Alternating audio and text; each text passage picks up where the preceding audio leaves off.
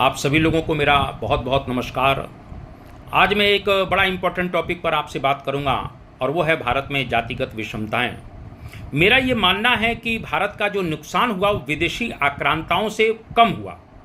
भारत का सबसे ज़्यादा अगर नुकसान किसी व्यवस्था ने किया है तो वह है भारत की जाति व्यवस्था, जो ऊंच नीच की भावना पर आधारित थी, जो अत्याचार और अन्याय पर आधारित थी, जो शोषण पर आधारित थी।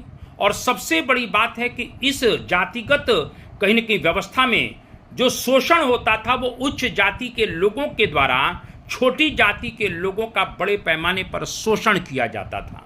और इस शोषण, अन्याय और अत्याचार का परिणाम यह हुआ कि जो नीचे तबके के लोग थे, जो शूद्र वर्ण के लोग थे, वो अत्याचार और अन्याय से बचने के लिए अंततः उन्होंने बड़े पैमाने पर कन्वर्जन किया गया उनका, या वो स्वयं कन्वर्ट हो गए। मैं ये कहना चाहता हूं, देखिए, व्यक्ति का सबसे बड़ी जो भूख होती है वो सम्मान की भूख होती है। जिस समाज में, जिस व्यवस्था में व्यक्ति को सम्मान नहीं मिलेगा, वो व्यक्ति को ना कि उस समाज को, उस व्यवस्था को छोड़कर चला जाएगा। इस्लाम के आगमन के समय यही हमें देखने को मिलता है कि बड़े पैमाने पर लोग जो है अत्याचार, अन्याय और शोषण से बचने के लिए भी कन्वर्ट हुए।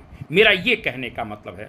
दूसरी बात कि भारत का जो कोरोना के कहने के जो नुकसान जो सामाजिक व्यवस्था कर रही है, उस सामाजिक व्यवस्था में सबसे बड़ी सामाजिक बुराई यह थी कि ये हमको बता दिया गया कि ब्राह्मण जो है वो सिर्फ पढ़ने, पठन पाठन के लिए है, ज्ञान बांटने के लिए है। क्षत्रिय देश की सुरक्षा के लिए बना हुआ है। वैश्य जो है व्यापार वाणिज्य के लिए बना हुआ है। और जो समाज का जो बहुसंख्यक वर्ग है, जिसे शूद्र कहा जाता है, वो कुलना के ऊपर के वर्णों की सेवा करने के लिए बना हुआ है।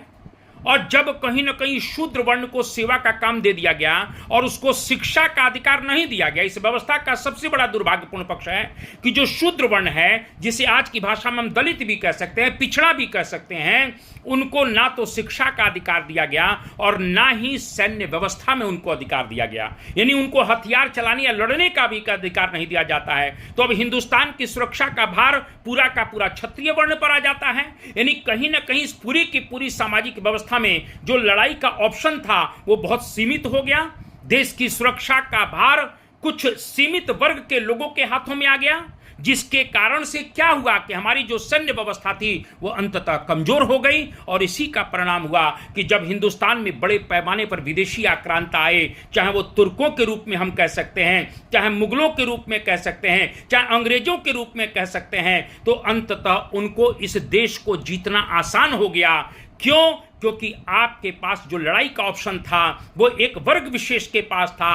यदि ये आप मान के चलिए कि शूद्रों को भी शिक्षा का अधिकार दिया गया होता, या इस सामाजिक व्यवस्था में समानता का अधिकार होता और शूद्रों को भी शिक्षा का अधिकार मिला होता, उन्हें भी हथियार चलाने का अधिकार मिला होता, उन्हें भी सैन्य व्यवस्था से जोड़ा गया होता, तो हमारी सैन्य शक्ति बहुत ज्यादा बढ़ी होती, मजबूत होती, शक्तिशाली होती। और मेरा विश्वास है कि कहीं ना कहीं जब विदेशी आक्रांता भारत पर कहीं कहीं आक्रमण करते तो या तो वो साहस नहीं कर पाते और आक्रमण करते तो निश्चित रूप से उन्हें पराजय का मुंह देखना पड़ता। बस मैं यही कहना चाहता हूं, इस भारत की जातिगत विषमता ने हमारा बहुत कुछ नुकसान किया है। अगर ये समानताएं बनी होती तो हिंदुस्तान का इतिहास और भूगोल कुछ और होता। और मेरा यही कहना है, इस इतिहास से, इस अतीत से हमें शिक्षा लेने का कहीं ना कहीं एक तरह से सबक लेना चाहिए, शिक्षा लेनी चाहिए और सभी को स्वतंत्रता और समानता के साथ जीने का अधिकार मिलना चाहिए। जय हिंद, जय भारत, वंदे मातरम।